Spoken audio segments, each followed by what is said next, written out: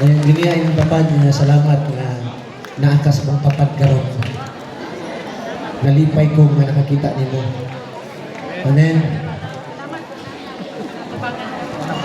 Sa diha nga nag-decide may igsoon sa paghimo nini nga pasensya nga emotional ko gamay.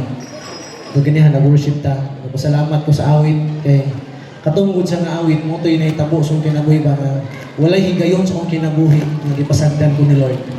Walay higayon sa akong kinabuhi nga gibiyaan ko ni Lord. Walay higayon sa akong kinabuhi nga gibuhian ko ni Lord. Siguro kung gibuhian pa ko niya, wala ko karon sa inyong tubangan. And I am so grateful ni Lord igsoon for 12 years. Ang sampakpakan na tumuwi nga Dios.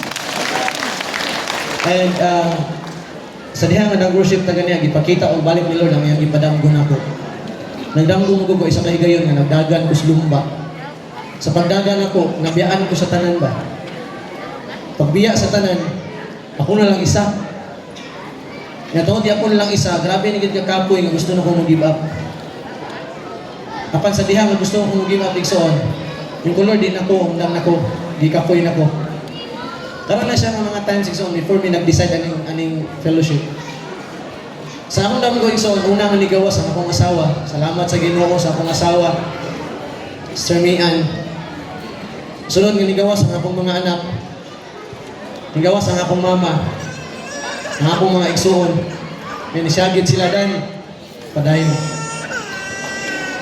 Because of that igsoon, nakita na ko ang mga pastors. Sunod nga nang gawas, mga pastors, akong mentor.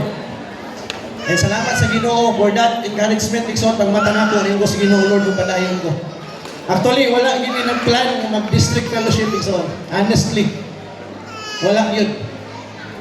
Hindi ko gusto mag-involve sa district, mag-involve sa national. I mean, for what had happened in my past months.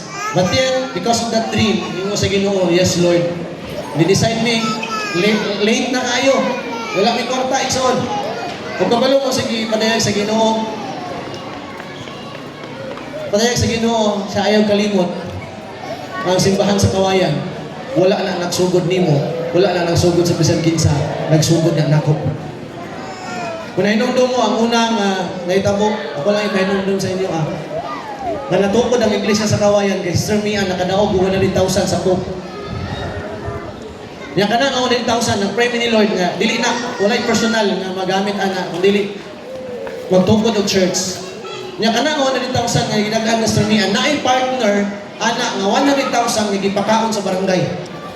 Muna sa pagkadaog sa pagtukod sa lokal sa Kawayan, kabalo ang barangay.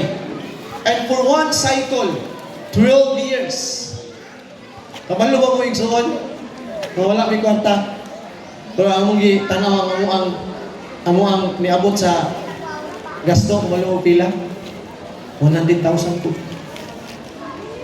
Kunya nahitabo siya sa barangay na po. Another cycle. Amen. Ay gusto ipakita ni Lord nga dato ang Diyos.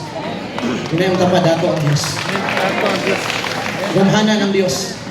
And sa diha nga, nidool ko ni Lord, kita gid ka sa problema, kita ka sa mga struggles, kita ka sa mga silent battles. Kapag ko sa dihang, di basa ko sa Jeremiah 29:11. Dili ang whole verse ang ipakita ni Lord. Duhara, ingon siya. Sa dihang nidool ko, Lord, lisod kayo, Ginoo, walay permission. Lisod Lord, dako kayo ang kinahanglan. Sa isong din niya, I know. I know. Sa original Bible, igsoon, walay kama. Walay partition. Pwede ni bukasan ni mo putlon.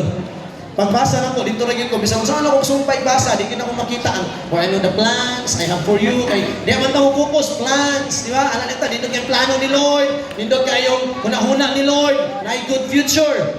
But yet, ang pinaka-importante nga word yan is on, I know. Sa imong mga struggles, God knows. Sa imong mga problema, kabalo ang Dios. Sa imong mga pagsulay, kabalo ang Dios. Sa imong balatian, nagyatubang karon, kabalo ang Dios. Sa imong mga silent battles, kabalo ang Dios. Ang Dios ray na kabalo igsoon. Bisan sa mga butano, mahibali sa imong pamilya, bisan sa imong asawa, sa imong partner, kabalo ang Dios sa pagpakpakan ng Dios. Amen. Ang tungod ana nga pagsulti sa Ginoo, I know. Yes, Lord. Upadayon ni Ginoo. Kay kabalo mi, nga kabalo ka. Amen? Muna, ina yung tapad. Kung sa man imong pagsulay ka nun, ina yung tapad. Pipigay ang abaga. Di nakabalo si Lord. Hallelujah. Amen? Amen. Kabalo si Lord igsoon. No? O walay bisan usa nga nahitabo sa imong kinabuhi nga nasayang. That's why nain ko sa Ginoo. No?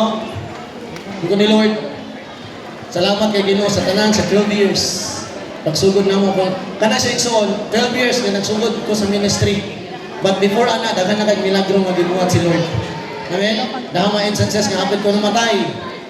Sugod pa lang yun sa namay pa, yung si mama. Hapit ako mamatay, segundo na lang. Yun sa si Ginoo, Lord, kung buhiyon mo ning bataa, may mo ning pastor. Wala, bimuta-muta na. Sana ganun sa dunggan mo agas. Oh. Ana na ang sitwasyon. Ayan, ingon si Dr. Chong sa tungod. Ay mo na mo ang panjod. Yun siya, kung naulahin ni gamay ning bataa, patay ni. So sa diyang nagbiyahe siya ng mama, ingon siya, Lord, kung mabuhay ning bataa, mahimo ning pastor. Amen. Kung salamat sa Ginoo. Amen. Parang March, 40 na ko. Amen. 40 na ko parang March. Kasi ang fellowship, patulong na pong March hindi. Eh, Sabado na pala. Stramihan, Sabado ang March hindi ito. Fellowship na po na. Kaya nakakay kong mga birthday, ang fellowship. Sa tukod. Amen. Ika-40 na ko yung son, and for 40 years, huwag yun ko pasangtis Ginoo. Kung ikaw kung di ka pasangkan si Ginoo. My life is not perfect. Far away from perfect. Kayo yun. Amen? But my life is fulfilled. Muna yung si Hope, kung yung tanaw